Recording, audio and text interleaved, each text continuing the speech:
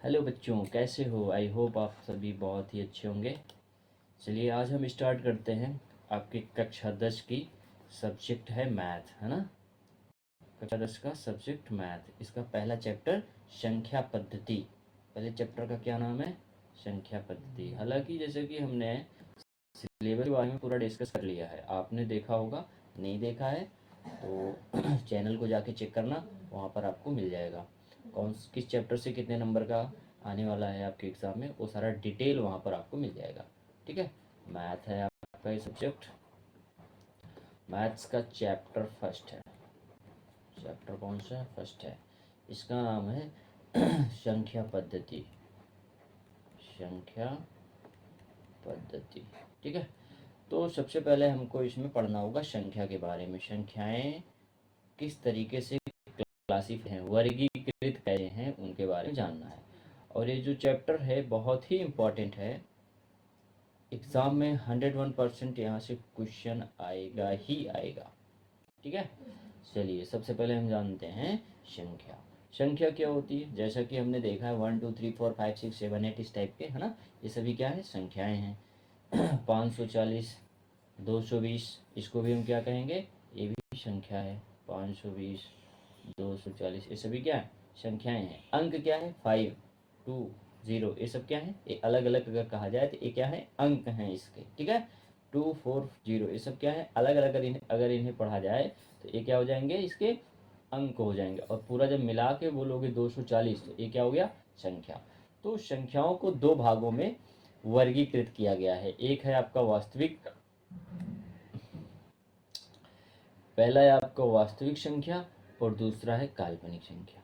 ठीक है, तो ये जो काल्पनिक संख्याएं होती हैं, सबसे पहले हम उस पर चर्चा कर लेते हैं। काल्पनिक संख्याओं को सम्मिश्र संख्या भी बोलते हैं। ठीक है, इसमें अंडर रूट के अंदर माइनस होता है। अंडर रूट 3 हो गया, अंडर रूट 5 हो गया, अंडर रूट कुछ भी हो 7, इस तरीके से, है ना।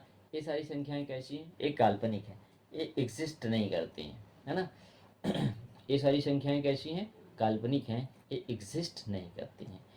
काल्पनिक संख्या अथवा सम्मिश्र संख्या ये आपके सिलेबस में नहीं है, इसलिए इसे हम नहीं पढ़ने वाले हैं, इसका डिटेल हम नहीं करने वाले। ठीक है, लेकिन जो वास्तविक संख्या है ये आपके सिलेबस में है।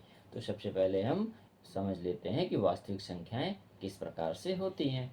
जैसे आपने सुना होगा -2, है ना, -1, -1/2, 0, 1/2, है ना, 1, 3/2, है ना, 2, इस तरीके से।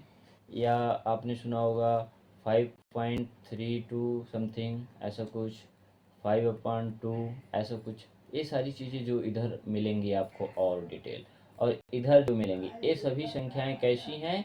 सब वास्तविक संख्याएं हैं। कैसी संख्याएं हैं? सब वास्तविक संख्याएं हैं। अब वास्तविक संख्याओं को भी दो भागों में क्लासिफाइड किया गया है, वर्गीकृत किया गया है। उसमें पहला क्या है आपका? परिमेय संख्या, और दूसरा अपरिमेय संख्या। पहला क्या है? परिमेय संख्या, और दूसरा क्या है? अपरिमेय संख्या।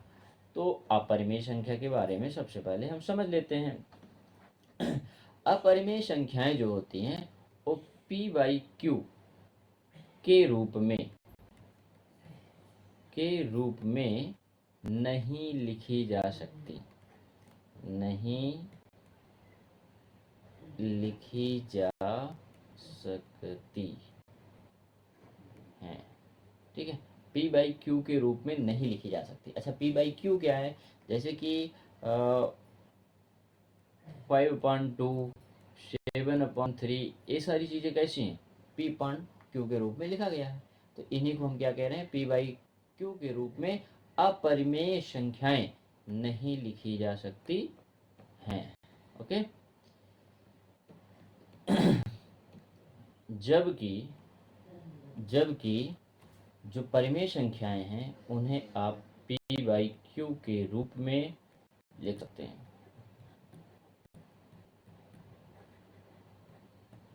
लिख सकते हैं, या लिखा जा सकता है।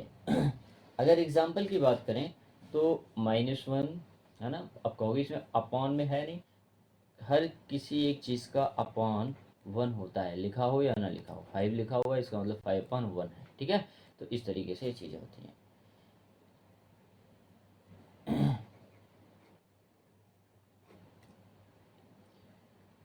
चलिए, 1 हो गया, 0 हो गया। अब 1 के इधर जो भी संख्या आएंगी वो सब इसमें सम्मिलित हैं, है ना।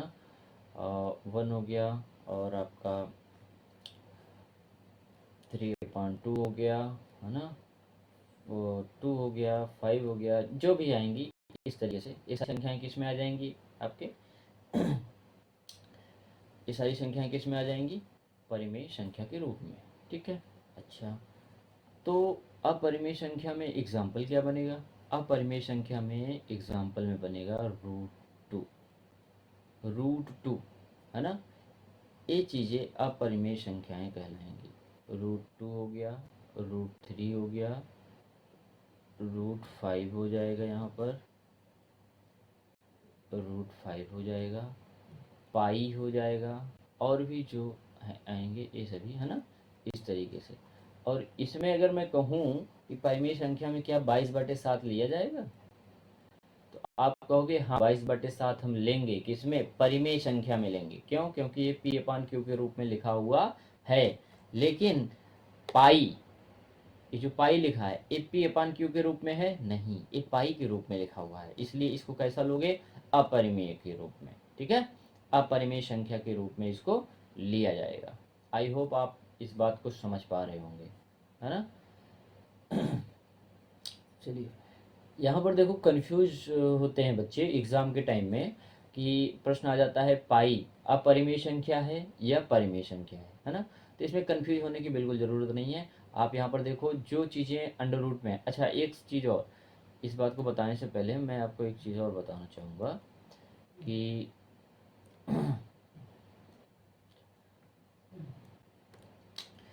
√4 की अगर बात करें, √4 क्या ये भी अपरिमेय संख्या है, नहीं, ये नहीं है। क्यों, क्योंकि √4 को जब सॉल्व करोगे तो 2 आएगा, है ना। तो ये जो 2 आएगा ये कहाँ चला जाएगा, परिमेय संख्या के अंतर्गत। तो इसलिए √4 ये अपरिमेय संख्या नहीं है, ठीक है। इस बात को आप समझ लो। अच्छा, अब हम जो बात कर रहे थे उस पर आ जाते हैं। परिमेय संख्या और अपरिमेय संख्या में पाई किस में रहेगा, इसको ज़्यादातर एग्जाम के टाइम में बच्चों को कन्फ्यूजन होता है। तो इससे कन्फ्यूजन से बचने के लिए आपको देखो क्या याद करना होगा।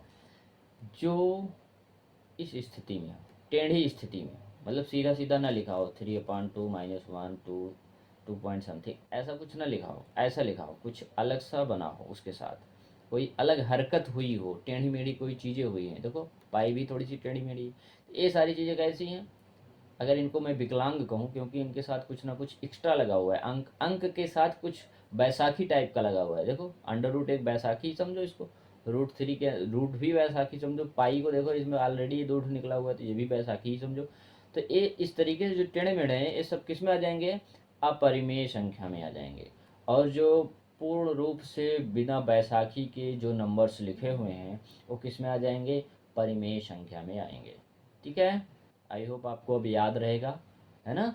आपको अब याद रहेगा कि पाई कहाँ पर है, अपरिमेय में है। 22/7 किस में लेंगे, परिमेय संख्या में। क्यों, क्योंकि P/Q के रूप में ये लिखा गया है, 22/7 को लिखा जा सकता है, तो इसलिए ऐसा है। जबकि पाई को P/Q के रूप में नहीं लिखा गया है, इसलिए इसको हम किस में लेंगे, अपरिमेय संख्या में। इस बात को आप ध्यान से समझना, क्योंकि एग्जाम के टाइम में ये चीज़ें कन्फ्यूजन क्रिएट करती हैं, है ना।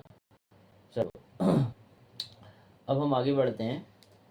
परिमेय संख्या, है ना, परिमेय संख्या को 3 भागों में क्लासिफाइड किया गया है। पहला क्या है, पूर्णांक, दूसरा क्या है, पूर्ण संख्या, तीसरा क्या है, प्राकृतिक संख्या। पूर्णांक, अब इसमें जो परिमेय संख्या में पॉइंट वाले थे, दशमलव वाले या बटे वाले, उनको छोड़ के जितने हैं पूर्ण अंक, पूर्णांक का क्या मतलब है, पूर्ण अंक, पूरा पूरा अंक, जैसे -1 0 1 2 3, अगर इधर मैं और बात करूँ तो -2, है ना। इधर की सारी संख्याएं और इधर की सारी संख्याएं, ये सब किस में आ जाएंगे, पूर्णांक के रूप में आ जाएंगे। ये पूरे अंक हैं, -2 पूरा है, ऐसा तो नहीं 2.5 2.2 है ना, या ऐसा तो नहीं है 1/2 या 3/2, ऐसा कुछ तो नहीं है, पूरा पूरा है, तो इसलिए इसका क्या नाम रख दिया गया, पूर्णांक। ठीक है, एक इसमें आ गए पूर्णांक, है ना। परिमेय संख्या को हम 3 कैटेगरी में क्लासिफाइड कर रहे हैं, पूर्णांक, पूर्ण संख्या और प्राकृतिक संख्या। तो पूर्णांक का एग्जाम्पल आपने देख लिया। ठीक है, अब पूर्ण संख्या की बात करते हैं। पूर्ण संख्या, इस पूर्णांक में से जो माइनस वाली वैल्यूज हैं इनको हटा दो, जो बचेंगे वही क्या हो जाएंगे, पूर्ण संख्या हो जाएगा। एग्जाम्पल अगर इसका लिया जाए तो 0 1 2 3 4 ऐसे चले जाओ, ये सारी संख्याएं जितनी भी आएंगी ये सब क्या है, पूर्ण संख्याएं हैं। कैसी संख्याएं हैं, पूर्ण संख्याएं। चलिए प्राकृतिक संख्या, पूर्णांक हो गया, पूर्ण संख्या हो गया। अब हम डिस्कस करेंगे प्राकृतिक संख्या के बारे में।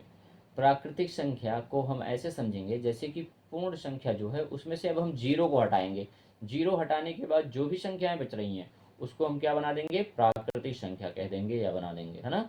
1 2 3 4 5 इस टाइप, इसके आगे बढ़ते चले जाओ, ये जितने नंबर्स आएंगे ये सभी क्या है, प्राकृतिक संख्याएं हैं, है ना। देखो अब यहाँ पर थोड़ा सा कन्फ्यूजन क्रिएट होगा आपको, पूर्णांक क्या होगा, पूर्ण संख्या क्या होगी, प्राकृतिक संख्या क्या होगी। अब इस कन्फ्यूजन को भी हमें दूर करना होगा, जाहिर सी बात है। तो चलो इस पर भी हम डिस्कस करते हैं। पूर्णांक, पूर्णांक का मतलब होता है पूरा पूरा अंक, वो प्लस में हो, माइनस में हो, जीरो में हो, कोई फर्क नहीं पड़ता, बस पूरा पूरा अंक होना चाहिए। अच्छा ठीक है, प्राकृतिक संख्या को समझो कैसे याद रखोगे। अब पूर्ण संख्या जो है उसमें से जीरो हटा दो तो जो बचेगा वो प्राकृतिक संख्या हो जाएगा, इस तरीके से भी इसे याद रख सकते हो। और दूसरा, प्रकृति में कोई चीज या तो होगी या तो नहीं होगी। ठीक, जैसे कोई बाग है, बगीचा है, उसमें आपने एक पेड़ लगाया है तो उसमें एक पेड़ है, कोई पूछेगा वहां पर क्या है, कहोगे एक पेड़ है। अगर एक पेड़ ना होता तो क्या ऐसा कहते कि वहां जीरो पेड़ है, नहीं बोलते, कहते कुछ नहीं, है ना। मतलब प्रकृति के तरफ से, प्राकृतिक रूप से जीरो का कोई अस्तित्व नहीं है, या तो कोई चीज है अदरवाइज नहीं है। ठीक है, अब कोई पेड़ अगर होगा तो पूरा पूरा एक ठो होगा, भगवान तो ऐसा नहीं करता ना कि आधा पेड़ बनाया हो, वो पौधा बड़ा हो रहा है लेकिन आधा ही है अभी, वो जितना भी है वही पूरा है ना। तो यहाँ से पूर्ण अंक, पूर्ण संख्या तो रहेगी ही और जीरो नहीं रहेगा। इस तरीके से आप प्राकृतिक संख्या को भी दिमाग में सेट कर सकते हो। ठीक, चलिए अब प्राकृतिक संख्या को भी 4 भागों में क्लासिफाइड कर दिया गया, विभाजित कर दिया गया। प्राकृतिक संख्या का पहला पार्ट है आपका सम संख्या। ठीक, दूसरा, प्राकृतिक संख्या को हमने जो क्लासिफाइड किया, वर्गीकृत किया है, विषम संख्या। तीसरा, भाज्य संख्या। चौथा, अभाज्य संख्या। इन 4 भागों में हमने क्या किया है, इसको क्लासिफाइड, किसको, प्राकृतिक संख्या को। कौन सी संख्या, प्राकृतिक संख्या। प्रकृति माने ईश्वरीय देन, भगवान के द्वारा जो बनाया गया। जीरो तो भगवान के द्वारा नहीं किया गया, या तो नहीं है, या तो एक है, या तो दो है, या तो तीन है ना। तो इस तरीके से चीजें हैं। अब इन संख्याओं को जो है 4 भागों में क्लासिफाइड कर दिया गया। पहली संख्या कौन सी है, सम संख्या। सम संख्या, अगर इसको हम थोड़ा सा परिभाषित करना चाहें तो किस तरीके से करेंगे, सम संख्याओं को 2n रूप में लिखा जा सकता है या लिखा जाता है। ये जो सम संख्या होती है ये 2 से विभाजित हो जाती है। किससे विभाजित होती है, 2 से। किससे, 2 से। तो एग्जाम्पल में अगर मैं देखूं तो 2 4 है ना, 6 8 10 12, इस तरीके जो भी संख्याएं आएंगी ये सारे नंबर्स कैसे हैं, सम संख्या। कैसे हैं, सम संख्याएं हैं। क्यों, क्योंकि ये 2 से विभाजित हो रहे हैं। अगर आप, अब आपके दिमाग में आ रहा होगा सर ये 2n क्या है, 2n के रूप में लिखे गए। n यहाँ पर प्राकृतिक संख्या है, n के स्थान पर 1 रखोगे तो 2 1 जा 2, n के स्थान पर 2 रखोगे 2 2 जा 4, n के स्थान पर 3 रखोगे 2 3 जा 6, n के स्थान पर 4 रखोगे 2 4 जा 8। इस तरीके से ये क्या है, सम संख्याएं। ऐसी संख्याएं जो सिर्फ 2 से विभाजित हो जाएं, सिर्फ 2 से विभाजित हो जाएं, सिर्फ 2 से डिवाइड हो जाएं, उन संख्याओं को हम क्या कहेंगे, सम संख्या। सम संख्या को 2n के रूप में लिखा जा सकता है। ठीक है, आई होप सम संख्या आपको समझ में आ गया होगा। चलिए अब हम आगे बढ़ते हैं विषम संख्या की तरफ। विषम संख्याओं को 2q + 1 रूप में लिखा जा सकता है। विषम संख्याओं को 2q + 1 के रूप में लिखा जा सकता है। अच्छा, तो 2q + 1, यहाँ पर देखो आपको कौन सी संख्या रखनी है, पूर्ण संख्या रखनी है। यहाँ पर क्या रखोगे, पूर्ण संख्या, q के स्थान पर, है ना। देखो q के स्थान पर सबसे पहले 0 रखो, क्योंकि पूर्ण संख्या 0 से स्टार्ट होगी। तो 0 2 जा 0 हो जाएगा, 1 बचेगा। तो एग्जाम्पल में इसके हम बना देंगे 1। ठीक है, 0 रख दिया गया, अब 1 रखो, 2 1 जा 2 और 1 3, 3 हो गया, 2 हो गया। अब 3 रखो यहाँ पर, 3 2 जा 6, 6 1 7, 7 हो गया। 3 रख दिए थे, अब 4 रखो, 4 2 जा 8, 8 1 9, है ना। इस पैटर्न में जो चीजें आएंगी वो सभी क्या है, विषम संख्याएं हैं। वो सभी क्या है, विषम संख्याएं हैं। ठीक है, वो सब क्या है, विषम संख्या है। 1 रख दिया, 0 रखा तो 1 आया, 1 रखा तो 2 1 जा 2 और इतना आ गया। ठीक है, तो 2 रखो, 2 2 जा 4 और 1 5 होगा, यहाँ पर क्या आ जाएगा 5, है ना। तो इस तरीके से जो संख्याएं आती रहेंगी वो सब क्या है, विषम संख्याएं, जो 2 से विभाजित नहीं होंगी, जो 2 से विभाजित नहीं होंगी, है ना। जो संख्या 2 से विभाजित हो जाएगी वो सम संख्या हो गई, और जो 2 से विभाजित नहीं होगी वो क्या हो जाएगा, विषम संख्या हो जाएगी। आई होप आपको समझ में आया होगा। यहाँ पर n जो है आपका प्राकृतिक संख्या है, और यहाँ पर जो q है ये पूर्ण संख्या है। कौन सी संख्या है, पूर्ण संख्या है। ठीक है, चलिए अब थोड़ा सा हम आगे बढ़ते हैं। इसका अगला क्लासिफिकेशन है भाज्य संख्या। जो संख्या स्वयं से, एक से तथा किसी अन्य संख्या से विभाजित हो उसे भाज्य संख्या कहते हैं। स्वयं से विभाजित हो जाए, एक से भी विभाजित हो जाए, और अथवा नहीं कहा गया, और अन्य संख्या से भी विभाजित हो, मतलब तीनों कंडीशन पास होना चाहिए।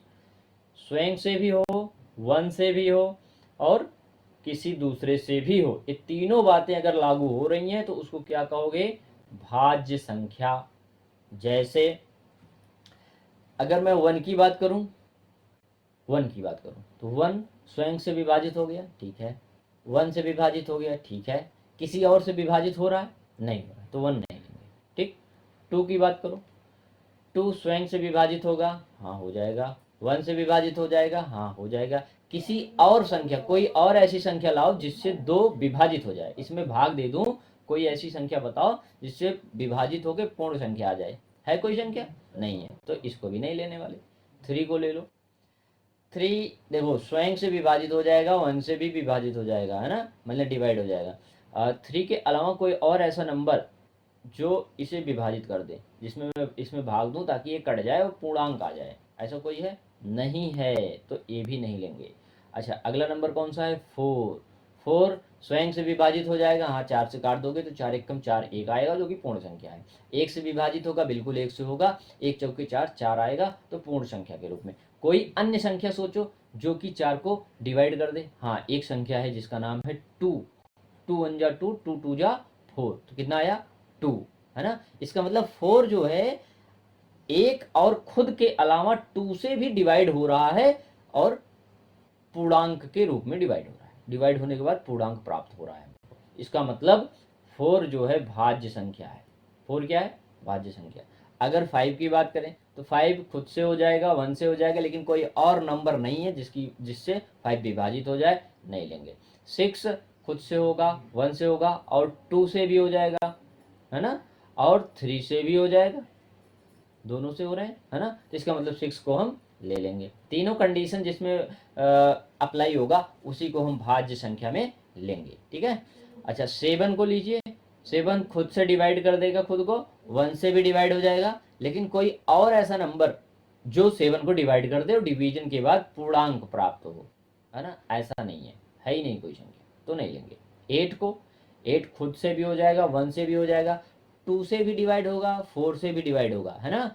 कोई अन्य वाली संख्याएं जो थी 2 और 4 के रूप में यहाँ पर मिल रही हैं, इसलिए हम इसमें क्या ऐड करेंगे, 8 ऐड करेंगे। ठीक है। अब अगला नंबर देखना, ये मजेदार है। अगला नंबर मैं ले रहा हूँ 9। 9 देखो खुद से डिवाइड होगा, बिल्कुल होगा। 1 से होगा, 1 से भी डिवाइड हो जाएगा, है ना। क्या 2 से होगा, नहीं होगा। 3 से होगा, हाँ हाँ 3 से हो रहा है, 3 1 जा 3, 3 3 जा 9, 3 से डिवाइड होगा। कोई अन्य संख्या आया ना 9 के अलावा, कोई अदर नंबर आया जिससे कि 9 डिवाइड हो रहा है, तो इसका मतलब ये भी क्या है, भाज्य संख्या, मैंने भाग दिया जाए और शेषफल कुछ भी ना बचे। ठीक है। और जो भागफल आए वो भी पूर्णांक के रूप में आए। तो इस तरीके के जो नंबर्स हैं वो क्या हो जाएंगे। 10 को देखो, 10 भी होगा और 2 से डिवाइड होगा और 5 से भी डिवाइड हो जाएगा, खुद से तो होगा ही, 1 से होगा ही। 11 नहीं होगा, क्योंकि 11 खुद से होगा, 1 से होगा, इसके अलावा कोई और नंबर नहीं है जिससे ये डिवाइड हो जाए। तो 12 हो जाएगा, 6 से भी हो जाएगा, 2 से हो जाएगा, 3 से हो जाएगा, 4 से हो जाएगा, तो इसको ले लेंगे। 13 नहीं होगा, 14 हो जाएगा, 7 से 2 से, है ना, तो 14 को भी ले लेंगे। तो इस तरीके से 15 भी हो जाएगा, क्योंकि 3 से डिवाइड होगा, 5 से भी डिवाइड होगा। तो जो संख्याएं खुद से, एक से और अन्य किसी संख्या से डिवाइड होगा उसको हम किस में रखेंगे, भाज्य संख्या में। ये सब चीज़ें जानना आपको बहुत ही ज़रूरी है, क्योंकि एक नंबर में आपके एग्ज़ाम में आता है और कभी कभी न्यूमेरिकल में भी ये अपना रोल अदा करता है। आप भी एक चैप्टर पढ़ोगे प्रायिकता, उसमें भी कुछ प्रश्न ऐसे आ सकते हैं कि जहाँ पर ये चीज़ें पूछी जा सकती हैं, है ना। तो इसलिए इसको अच्छे से पढ़ो। देखो मैं ट्रिक के साथ आपको पढ़ा रहा हूँ ताकि आपके दिमाग में बैठ भी जाए। भाज्य संख्या को किस तरीके से आप याद करोगे, यहाँ पर आप समझ सकते हो। विषम संख्याएं क्या हैं उसके बारे में हमने आपको बता दिया, 2q+1 के रूप में लोगे। क्यों यहाँ पर क्या है, पूर्ण संख्या है। सम संख्या क्या है, 2n के रूप में होगा, मतलब जो 2 से डिवाइड होगा। 2 के टेबल में आने वाली सभी संख्याएं क्या होंगी, सम संख्या होगी। 10 तक, 2 10 तक नहीं, उसके आगे बढ़ते जाओ जितने भी हैं, है ना। चलो अब हम बात करेंगे अभाज्य संख्या। अभी अभी जो हम यहाँ पर चेक कर रहे थे और जो कट रहा था, है ना, जो कट रहा था, ये सारी संख्याएं क्या हैं, अभाज्य संख्या। जो संख्या केवल एक से तथा स्वयं से विभाजित हो उसे अभाज्य संख्या कहते हैं, है ना, उसे अभाज्य संख्या कहते हैं। अच्छा इसमें भी दो चीजें हैं, केवल एक से तथा स्वयं से विभाजित हो, स्वयं से विभाजित होना चाहिए। अब 1 की बात अगर करोगे, अच्छा इसको पहले इरेज कर दिया जाए फिर, चलो अब 1 से हम स्टार्ट करेंगे। 1 से स्टार्ट करते हैं। जो संख्या केवल एक से विभाजित करो, कितना आया, एक ही आ गया। इसका मतलब ये विभाजित हुआ, नहीं हुआ। विभाजित हुआ होता तो कुछ और आता, जैसे आपके पास मैं 10 मैंगोज दे दूं, कह दूं इसे डिवाइड कर दो, तो डिवाइड करके क्या 10 ही रखोगे, नहीं, उसको 2 में सेट कर दोगे, या 1 में डिवाइड कर दोगे, है ना, ऐसा कुछ, या 5 के सेट में डिवाइड कर दोगे। लेकिन 1 दिया गया आपको और कहा जा रहा है इसको आप डिवाइड कर दो 1 से, तो 1 से डिवाइड किया तो रह गया 1। स्वयं से डिवाइड करो, स्वयं खुद से भी डिवाइड किया गया फिर भी रह गया 1, मतलब जो था वही रह गया। इसका मतलब डिवाइड हुआ, नहीं हुआ, तो उसको नहीं लेंगे, 1 को नहीं लेंगे। देखो ये याद करने का एक ट्रिक भी है, इस तरीके से इसको आप तो याद कर सकते हो, समझ सकते हो, है ना। तो 1 को हम क्या करेंगे, इसमें इंक्लूड नहीं करेंगे, क्योंकि 1 विभाजित नहीं हो रहा है, टुकड़ों में टूट नहीं रहा है, और वो जो टुकड़ा बनेगा भी वो दशमलव में आएगा, दशमलव हमको लेना नहीं, पूर्ण संख्या में लेनी है, क्योंकि प्राकृतिक संख्याएं कैसी हैं, पूर्ण रूप से पूर्णांक हैं। ठीक है, पूर्ण संख्याएं हैं, सॉरी पूर्ण संख्या का मतलब जीरो छोड़ के, प्राकृतिक संख्या कैसी है, 1 2 3 4 5 6 7 8, इन्हीं में आना चाहिए, पॉइंट वाले में नहीं आना चाहिए, क्योंकि ये इसी के रूप हैं। तो इस, चलिए, तो 1 को हम क्या करेंगे, नहीं लेंगे। अच्छा 2 की बात अब कर लें। जो संख्या केवल एक से विभाजित होगा, जी हाँ, एक से विभाजित कर दिया गया, 1 2 जा 2, कट के क्या आया, 2 आ गया, है ना, कट के क्या आ गया, 2 आ गया। तो 2 आ गया से तथा स्वयं से। अब कहोगे यहाँ पर देखो सर 2 था और 1 से विभाजित करने के बाद 2 ही आया है, इसका मतलब विभाजित हुआ नहीं हुआ। तो अभी पहली कंडीशन के हिसाब से तो हम नहीं ले पा रहे हैं, लेकिन दूसरे कंडीशन के हिसाब से इसको देख रहे हैं, स्वयं से भी विभाजित हो रहा है क्या।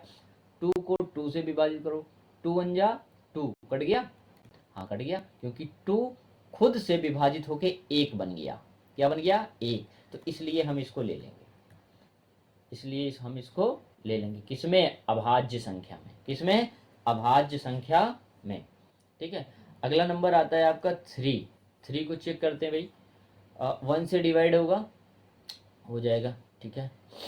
और स्वयं से डिवाइड होगा, स्वयं से भी डिवाइड हो, 1 से डिवाइड करोगे तो 1 3 जा 3 आ गया, 3 से डिवाइड करोगे तो 3 3 सॉरी इतना आ गया।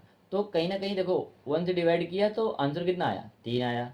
3 से डिवाइड किया तो आंसर कितना आया, 1 आया, है ना। आंसर कितना आया, 1 आया। 1 की तरह तो ऐसा नहीं है 1 से डिवाइड किया तब भी 1 ही आ रहा, फिर 1 से डिवाइड किया तब भी 1 ही आ रहा, ऐसा कंडीशन नहीं है ना। दोनों सेम नहीं है और वही नहीं है ना। इसमें भी 2 में देखो एक बार 2 आया एक बार 1 आया, 3 में देखो एक बार 3 आया एक बार 1 आया, तो इसका मतलब डिवाइड कहीं ना कहीं हो रहा है, तो इसलिए हम इसमें 3 भी ऐड कर लेंगे। ठीक है, 3 के बाद क्या आता है 4। 4 देखो खुद से तो होगा, 1 से भी होगा, लेकिन 2 से भी हो जाएगा, जबकि हमको 2 ही कंडीशन फॉलो करवानी है, माने एक से हो और खुद से हो, अदर किसी से ना हो तो उसको नहीं लेंगे, तो माने 4 को नहीं लेंगे। ठीक है, अभाज्य संख्याएं, अभाज्य मतलब जो विभाजित ही नहीं हो सकती हैं, किसी से नहीं हो, उन संख्याओं को लेना है। ठीक है, अच्छा अब यहाँ पर कंफ्यूजन क्या होता है बच्चों को, कंफ्यूजन यही होता है कि सर अभाज्य में 2 लें कि ना लें, है ना, 2 लें कि ना लें। ये डिफिनेशन तो याद है सबको, केवल एक से तथा स्वयं से विभाजित हो जाए, लेकिन जब एग्जाम का टाइम आता है तब तक हम 2 4 चैप्टर और पढ़ चुके होते हैं या सिलेबस खत्म हो चुका होता है, तो बहुत सारी चीज़ें दिमाग में हो जाती हैं, तो कन्फ्यूजन क्रिएट हो जाता है कि अभाज्य में 2 लें कि ना लें। तो अब इस बात को याद रखना, 1 से तथा स्वयं से विभाजित हो उसे अभाज्य संख्या कहेंगे। अब दिमाग में ये भी आ जाता है कि 1 तो ऐसा ही है जो खुद से भी नहीं विभाजित हो रहा है, वैसे भी नहीं हो रहा है ना। तो 1 1 जा 1, 1 1 जा 1, विभाजित भी हो रहा है, नहीं भी हो रहा है। अब इसमें हम लें कि ना लें, तो इस चीज़ को याद रखना, 1 और स्वयं दोनों में से डिवाइड करो, डिवाइड होने के बाद जो आपका भागफल आएगा वो ना आना चाहिए, वही खुद ना आए। जैसे 1 1 आ गया, 1 1 आ गया, दोनों कंडीशन में दोनों वही आ रहे हैं, है ना। तो दोनों कंडीशन में एक कम से कम अलग होना चाहिए, तब जाके आप इसमें किस में रखोगे, अभाज्य संख्या में इसे ऐड करोगे। ठीक है, 4 को हम नहीं रख रहे हैं क्योंकि ये 2 से डिवाइड हो जाएगा, है ना। तो 3 को रख लें, 3 हो गया है। 5 को 5 1 से होगा, खुद से होगा, हाँ बिल्कुल 5 को हम रख लेते हैं। 6 को 6 1 से होगा, खुद से तो होगा ही, 2 से भी हो जाएगा, 3 से भी हो जाएगा, तो 6 को नहीं लेंगे। 7 को लेंगे, हाँ लेंगे। 7 1 से भी हो जाएगा, 7 से होगा, इसके अलावा कोई और नंबर नहीं मिलेगा। 8 को 8 2 से हो जाएगा, 4 से हो जाएगा, नहीं लेंगे। 9 को 9 3 से हो जाएगा, अब खुद से तो होगा ही, खुद से सारी संख्याएं विभाजित हो जाएंगी, है ना। 1 को छोड़ के जहाँ तक हम आप देखोगे, क्योंकि उतना ही रह जाएगा। और 9 हो गया, 10 10 2 से 5 से हो जाएगा। 11 11 1 से होगा, खुद से होगा, और कोई संख्या नहीं है। तो इस तरीके से जो नंबर आएंगे उन सबको हम अभाज्य संख्या में रखेंगे। आई होप आपको ये चीज़ें समझ में आई होंगी। थोड़ा सा देखो लेंदी आपको लग रहा होगा, लेकिन आप एक बार अच्छे से कॉपी में इसे नोट कर लेना। नोट करने के बाद हमने जो आपको आइडिया दिया है, जो भी बातें बताई हैं याद करने के तरीकों को लेकर, उन सारी चीज़ों को एक बार रिकॉल करना, फिर ऑटोमेटिक दिमाग में सेट हो जाएंगे। ठीक है, चलिए एक टॉपिक और है, इसका नाम है सह अभाज्य संख्या, है ना। सह अभाज्य संख्या को अभी हम यहाँ पर डिस्कस नहीं करेंगे, ठीक है, क्योंकि इसमें HCF का भी थोड़ा सा रोल है, थोड़ा सा, हालांकि डिस्कस करूँगा तो समझ जाओगे, लेकिन HCF का रोल है तो उसको भी आप समझ पाओ, मैं चाहता हूँ। तो इसलिए जब HCF LCM नेक्स्ट स्लाइड में हम कंप्लीट करने वाले हैं, तो उसको कर लेने के बाद फिर हम यहाँ पर वापस आएंगे, ठीक है। तो इसके बारे में हम समझेंगे सह अभाज्य संख्याएं क्या होती हैं। चलिए अगला स्लाइड है हमारा HCF तथा LCM ज्ञात करना। HCF और LCM इसको आपने बचपन में खूब पढ़ा होगा, लेकिन आज तक थोड़ा समय बीतने के बाद दोनों में कंफ्यूज जरूर हुए होंगे, दोनों में कंफ्यूजन आपको जरूर हुआ होगा। आज के बाद एक कंफ्यूजन फिनिश होने वाला है, ध्यान से हमारी बातों को सिर्फ आप सुनिए। HCF मतलब महत्तम समापवर्त, ठीक है। महत्तम H फॉर हाई, महत्तम माने बड़ा, वह बड़ी से बड़ी संख्या, M महत्तम, H हाई, म मतलब महान बड़ा और H मतलब हाई, वह बड़ी से बड़ी संख्या जो दी हुई संख्याओं को पूर्णतः विभाजित करती है ना, जो दी हुई संख्या को, संख्या अब एग्जाम्पल हम देख ले रहे हैं 66 और 420, ये दो संख्याएं हमें दी हुई हैं। अब हमको कोई ऐसी संख्या पता करनी है, कोई ऐसी संख्या पता करनी है जिससे मैं इसमें और इनमें 66 में और 420 में भाग दूं तो ये दोनों पूर्णतः विभाजित हो जाएं, ठीक है, और वो संख्या सबसे बड़ी संख्या होनी चाहिए। तो इसके लिए हम क्या करेंगे, इसको देखिए कैसे करते हैं। तो 66 यहाँ लिखोगे, इसको आप गुणनखंड करोगे, 33, फिर 11, फिर माने 66 का कितना आ गया, 2 इंटू 3 इंटू 11, यही है बिल्कुल। अब यहाँ पर लिखा है 420, 420 को भी हम 420 का भी क्या करते हैं, गुणनखंड कर लेते हैं। चलिए 420, 2 से इसको काट दो, 2 2 जा 4, 2 1 जा 2 1 जा 2 0 2 5, ठीक है, 2 5 जा 10, कितना है, अच्छा एक मिनट, 2 से नहीं जाएगा, 2 से नहीं जाएगा, 3 से, हाँ 3 से जाएगा, 3 3 जा 9, 3 5 जा 15, अब 3 से नहीं जाएगा, 5 से, 5 7 जा 7 1 जा, है ना। तो इस तरीके से एक गुणनखंड इसका हो गया, factorisation, 2 into 2 into 3 into 5 into 7, है ना।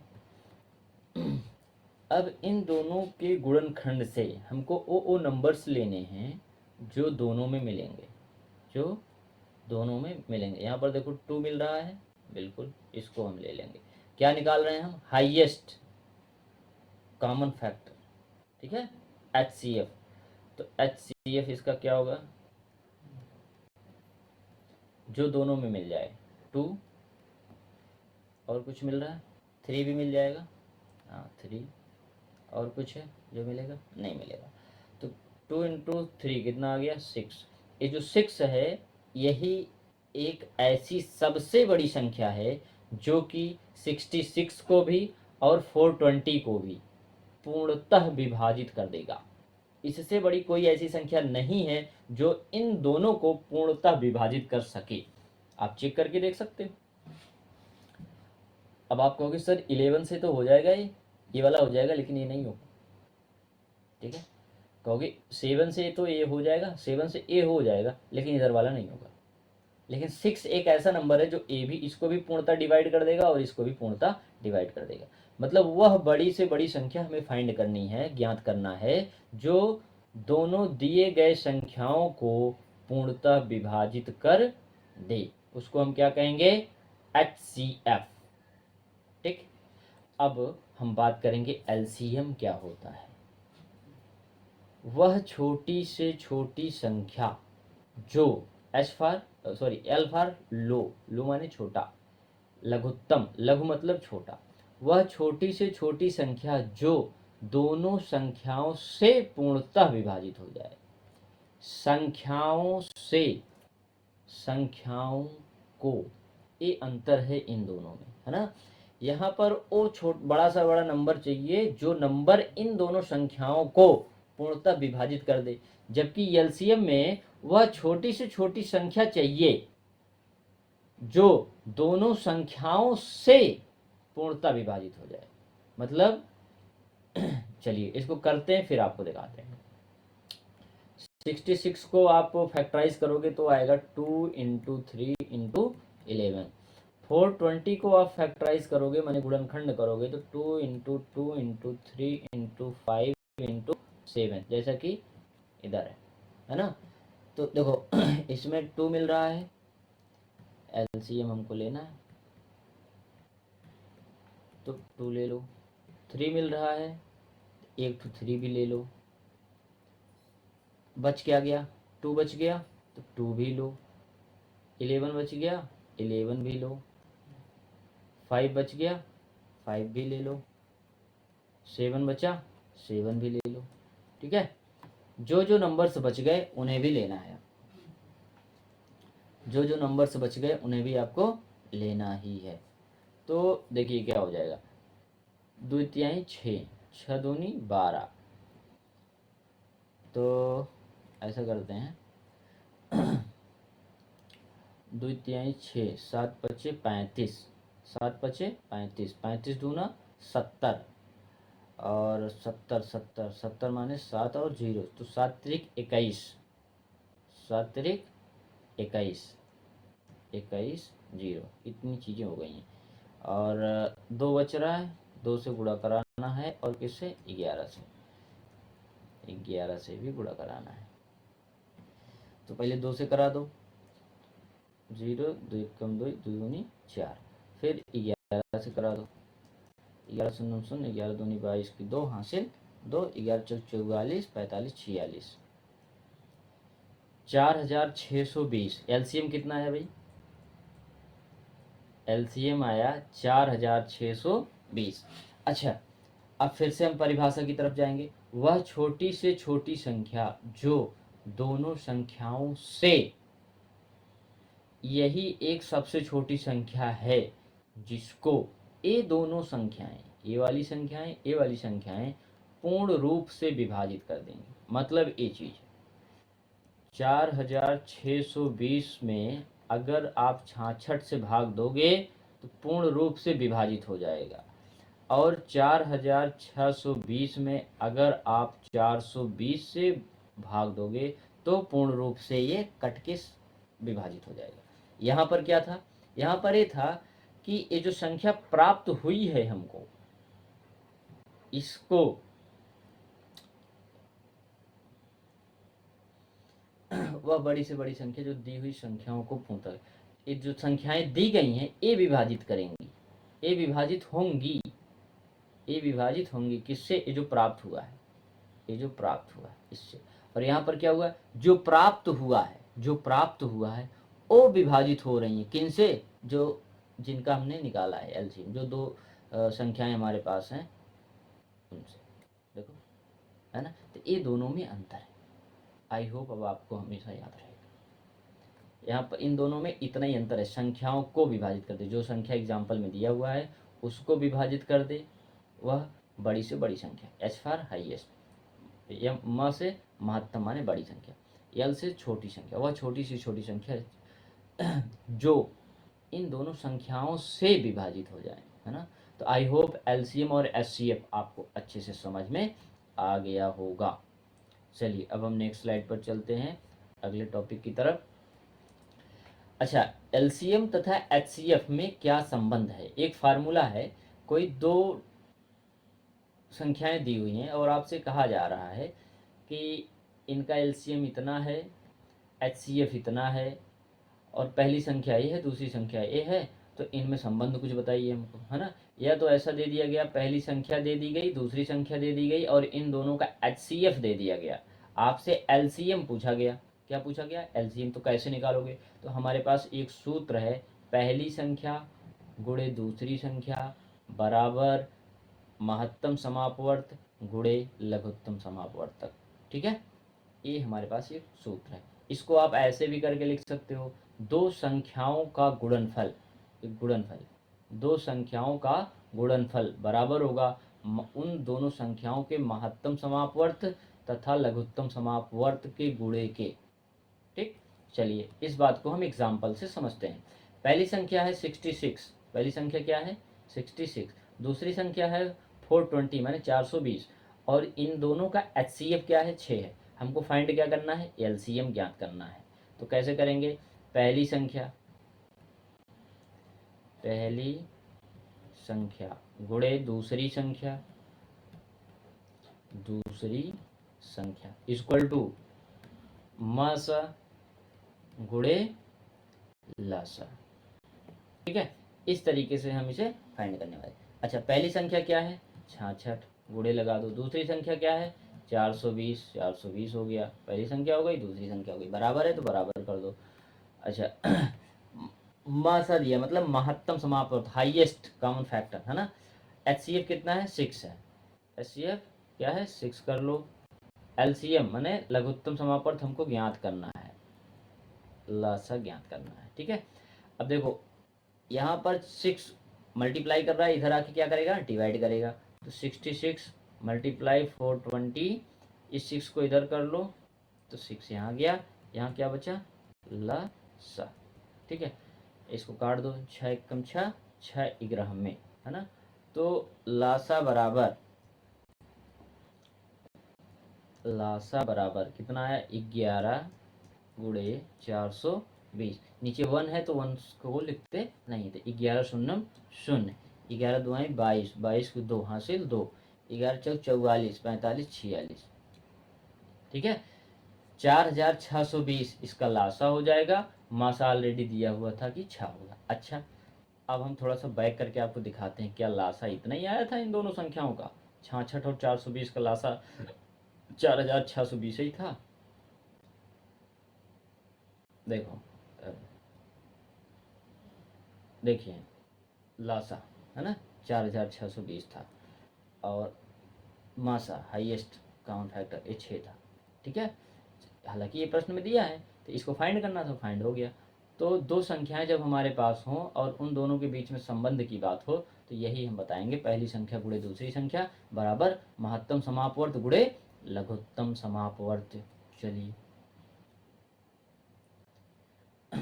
अच्छा, एक प्रमेय है इस चैप्टर में, प्रत्येक भाज्य संख्या को अभाज्य संख्याओं के गुणनफल के रूप में व्यक्त किया जा सकता है। अच्छा, भाज्य संख्याएं क्या हैं, जो 2 से विभाजित हो जाएं उनको हम क्या कहेंगे, भाज्य संख्या। अभाज्य संख्या जो विभाजित ना हो। ठीक है, अभी अभी आपने पढ़ा है ना। अब ये चीज़ यहीं पर काम देगा आपको। देखो ये कहाँ गया, ये देखो भाज्य संख्याएं जो किसी भी सॉरी भाज्य ऐसी संख्याएं जो किसी भी संख्या से विभाजित हो जाए, वो सम संख्या जो 2 से विभाजित होगा। भाज्य संख्या माने जो किसी भी संख्या से विभाजित हो, किसी भी संख्या मतलब खुद से, एक से और कोई अन्य संख्या हो जिससे विभाजित हो, उसको क्या कहेंगे, भाज्य संख्या। अभाज्य संख्या क्या होता है, जो खुद से हो और स्वयं से हो, इसके अलावा किसी संख्या से ना हो, है ना। तो अब इस वाले स्लाइड पर आते हैं, इसको देखते हैं। हाँ, प्रत्येक भाज्य संख्या, ये देखिए विभाजित हो जाएगा किसी संख्या से, बिल्कुल हो जाएगा। ये विभाजित हो जाएगा, बिल्कुल हो जाएगा। किस प्रत्येक भाज्य संख्या, हर एक भाज्य संख्या का जब हम गुणनफल करेंगे, सॉरी गुणनखंड करेंगे, तो वो जो गुणनखंड आएगा उनका जो फैक्टर बनेगा, हर एक फैक्टर अभाज्य संख्या हो सकता है। अब इसको करके हम देख ले रहे हैं। 96 96 एक ऐसी संख्या है, भाज्य संख्या, और इसका हम गुणनखंड करेंगे तो क्या ये जो है अभाज्य संख्या के रूप में आएगा, देख लेते हैं। 2 चौक 8, 2 अठे 16, 2 दूनी 4, 2 चौक 8, 2 बराह में 24, 2 छंग 12, 2 तिहाई 6, 3 एकम 3। अच्छा, इसका जो गुणनखंड हुआ 2 गुणे 2, कितने 2 हैं भाई, 1 2 3 4 5, 5 ठू 2 है, 5 ठू क्या है, 2 है।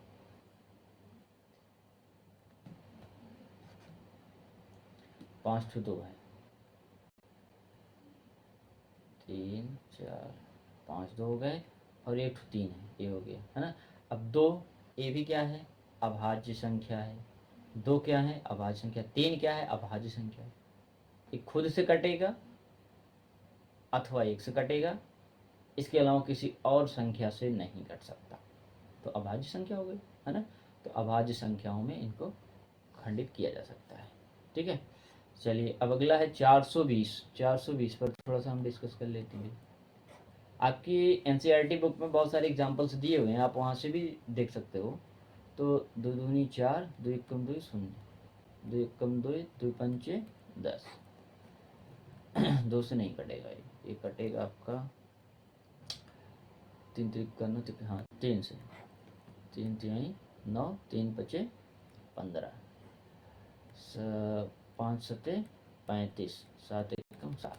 देखो एक ऐसी संख्या है भाज्य संख्या, इसको हमने जब फैक्टराइज किया, गुणनखंड किया, तो किस में बदल गया, ये अभाज्य संख्याओं में बदल गया है।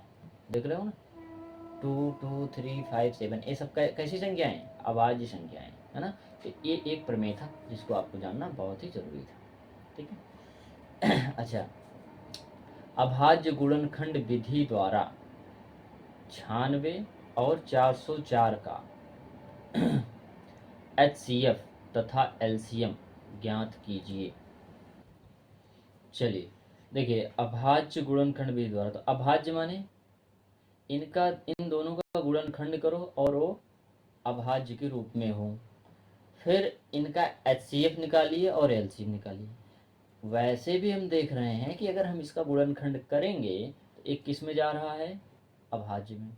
तो बात वही हो गई कि सब मिला जुला के इनका और इनका दोनों का हमको HCF निकालना है और LCM निकालना है, ठीक है। तो चलिए कर लेते हैं। तो सबसे पहले ऐसा करते हैं, इरेजर से जो है थोड़ा सा रिमूव करते हैं।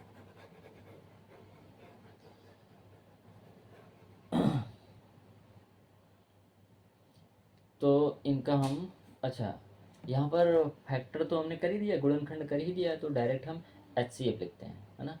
हाईएस्ट कॉमन फैक्टर, है ना। महत्तम समापवर्त, वह बड़ी से बड़ी संख्या जो इन दोनों को पूर्णतः विभाजित कर दे, जो दी गई संख्याओं को क्या कर दे, पूर्णतः विभाजित कर दे। तो जो दोनों में होगा वही बड़ी से बड़ी संख्या मिलेगी आपको, जो कि एक दूसरे को विभाजित कर देगा। तो 2 गुणे 2 गुणे 3, और कोई है तो नहीं। 2 दूनी 4 तिहाई 12, 12 इसका क्या हो गया, HCF। 96 और 420 का, 96 और 420 में जो दोनों में मिल रहे हो, तो ये मिल रहा है। ये 12 एक ऐसी बड़ी से बड़ी संख्या है जो कि 96 को भी डिवाइड कर देगा पूर्णतः, और 420 को भी पूर्णतः विभाजित कर देगा। इससे बड़ी और कोई संख्या नहीं जो इन दोनों को विभाजित कर सके, ठीक है। चलिए, एलसीएम माने वह छोटी से छोटी संख्या, वह छोटी से छोटी संख्या जिस संख्या को ये दोनों पूर्णतः विभाजित कर दें, इसी का उल्टा कहा जा रहा है इसमें, है ना। तो जो दोनों में है उनको भी ले लो, 2 इंटू 2 इंटू 3, ये तो दोनों में है। अब जो बच रहे हैं उन्हें भी लीजिए, 2 2 2, माने 2 2 और 2, इधर भी कुछ बच रहा है, हाँ 5 और 7, 5 और 7, ये हो गए। अब इनका मल्टीप्लाई करा लो, जो आएगा वही हो गया। 5 सते 35, 35 दूना 70, और 70, 7 त्रिक 21, 210 हो गया। इतने हो गए। अब जो बचे हैं उसको देखो, 2 दूनी 4, 4 दूनी 8, 8 दूनी 16, है ना, 16। अब 16 पहाड़ा तो याद ही होना चाहिए, 16 शून्यम 16, 16 एकम 16 छः हासिल 1, 16 दूनी 32 1 33, ये हो गया सॉल्व फट से। तो 3360, ये क्या आ गया आपका, LCM आ गया। ये 3360 एक ऐसी संख्या है जिसमें आप 96 से भाग दोगे तो पूर्णतः विभाजित हो जाएगा, और 420 में भाग दोगे तो भी पूर्णतः विभाजित हो जाएगा, और सबसे छोटी यही संख्या है। इससे छोटी कोई ऐसी संख्या नहीं है जिसे 96 और 420 दोनों भाग देकर पूर्णतः विभाजित कर सकें, ठीक है। ये आपका क्या हो गया, HCF और LCM। अभाज्य गुणनखंड विधि द्वारा 96 और 404 एक एग्जाम्पल के रूप में हमने दिया। चलिए अब आप जो है एलसीएम और एचसीएफ पढ़ चुके हो, तो अब हम सह अभाज्य संख्या के बारे में जान लेते हैं। सह अभाज्य संख्या होती क्या है, जिसको इंग्लिश में क्या बोलते हैं, को प्राइम नंबर। ऐसी दो संख्याओं का योग जिनका एचसीएफ हाईएस्ट कॉमन फैक्टर एक प्राप्त हो सह अभाज्य संख्या कहलाती है। जैसे 3 और 5, 13 और 17, है ना, ये सभी क्या हैं, सह अभाज्य संख्याएं हैं। अच्छा, हम कुछ और एग्जाम्पल लेंगे जिससे कि मैं आपको समझा पाऊँ। आपसे मैं पूछ रहा हूँ 4 और 7, क्या ये दोनों सह अभाज्य संख्या होंगी? और अगला मैं आपसे पूछूं 20 और 21, क्या ये भी सह अभाज्य संख्या होगी? देखो, युग्म में लेना है तभी ये कंफर्म हो पाएगा। ठीक है, युग्म में होना चाहिए। तो कह रहा है एचसीएफ आपका 1 आना चाहिए, तो एचसीएफ 1 आएगा, है ना। एचसीएफ में क्या करते हैं, उसका गुणनखंड सबसे पहले कर दो जो दिया हुआ है, फिर उसके बाद दोनों में जो उभयनिष्ठ हो, कॉमन हो, तो उसी को क्या करते हैं, इसमें भी गुणा 1 से करा सकते थे। 1 और 1, इन दोनों में क्या मिल रहा है, 1, तो एचसीएफ क्या हो जाएगा, एचसीएफ 1 होगा। इसका मतलब ए युग्म क्या है, सह अभाज्य संख्या। अच्छा, इसको भी देख लेते हैं। 20, 2 दूनी 4, पंचे 20, गुणे 1 हर किसी में किया जा सकता है ना। 21 को हम ब्रेक कर देंगे, 3 गुणे 7 गुणे 1, है ना। अगर इसका भी एचसीएफ देखा जाए तो कितना आएगा, इसमें भी 1 है और इसमें भी 1 है, तो एचसीएफ कितना बन गया, 1 बन गया, है ना। इसके अलावा और कुछ एचसीएफ आ रहा है, नहीं आ रहा है, तो इसका मतलब ये युग्म जो है वो क्या है, सह अभाज्य संख्या। ये तो हो गया परिभाषा के अनुसार। अच्छा, अब एक ट्रिक समझो जिसके द्वारा आप इसको याद रखोगे, कभी भूलोगे नहीं, है ना। चलिए देखते हैं। 4 और 7, 4/7 करो, ये ट्रिक है और ये दिमाग में होना चाहिए, इसको दिमाग में करके समझना है। 4 और 7 और कट सकते हैं क्या, है ना, कटेंगे नहीं, कटेंगे तो क्या यही रहेगा, 4 और 7 ही रहेगा। तो इसका मतलब 4 और 7 ये युग्म जो है सह अभाज्य संख्या है। 20 और 21 की बात करें, 20/21 कर लो, ये ट्रिक है, इसको अपने से करके चेक करने के लिए है। अच्छा, इसमें आप डिवाइड कर पाओगे, 3 से नहीं होगा, और किसी संख्या से नहीं होगा, ये ऐसे ही रहेगा। तो इसका मतलब ये क्या है, दोनों सह अभाज्य संख्याएं हैं। ठीक है, चलो, अगर मैं आपसे कहूँ कि 15 और 9 क्या ये सह अभाज्य होंगे, तो पहले हम चेक कर लेते हैं परिभाषा के अनुसार। 15 को जब आप फैक्टराइज करोगे तो 3 गुणे 5 में, है ना। 9 को फैक्टराइज करोगे, गुणनखंड करोगे, 3 गुणे 3, अच्छा, गुणा 1 भी कर लो, है ना। इन दोनों में कॉमन क्या क्या मिल रहे हैं, है ना।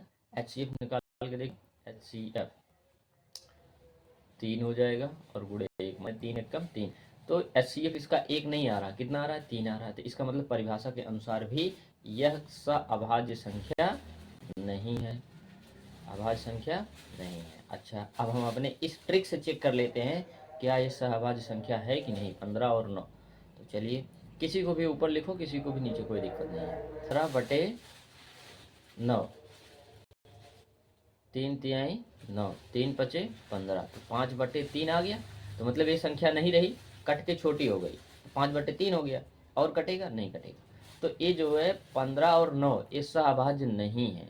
लेकिन क्या 5 और 3, अगर मैं अब आपसे कहूँ 5, 3 क्या ये सहअभाज्य हैं, तो 5/3 करोगे, देखो कट रहा है, और कटेगा नहीं, कटेगा, तो आएगा क्या, 5/3 ही आएगा। तो इसका मतलब ये सहअभाज्य है। तो इसको हम इस विधि से चेक कर लेते हैं परिभाषा के अनुसार। 5 का गुणनखंड करोगे तो 5 गुणे 1 में जाएगा, 3 का गुणनखंड करोगे तो 3 गुणे 1 में जाएगा। दोनों में कॉमन क्या मिलेगा, मैंने एचसीएफ क्या होगा दोनों का, एचसीएफ 1 होगा। तो इसका मतलब ये जो है हमारा क्या है, सह अभाज्य ये संख्याएं क्या है, सह अभाज्य संख्या है। ठीक है, इस तरीके से इसे पहचानना है।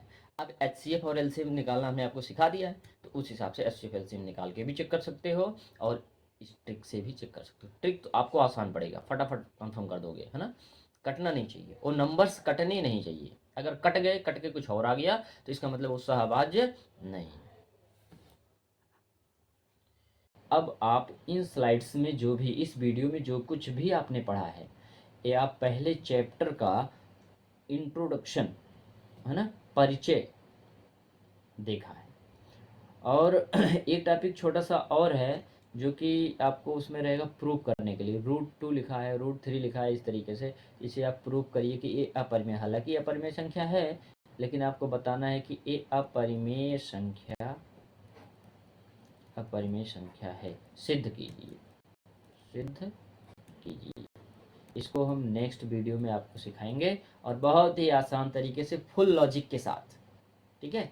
अच्छा, एक बार हम आपको कुछ और चीज़ें बताना चाहेंगे जो कि क्वेश्चन के रूप में अक्सर एग्ज़ाम में आता है, और कभी कभी जो है आपके एग्ज़ाम में प्रश्न बन के आता है कि सम अभाज्य संख्या, क्या आता है, क्वेश्चन बन के आता है कि, क्वेश्चन आपका क्या बन के आएगा, क्वेश्चन बन के आता है सम अभाज्य संख्या निम्न में से कौन सा होगा, निम्न में से कौन सा होगा। अब इसे जानना होगा जो कि सम भी हो और अभाज्य हो।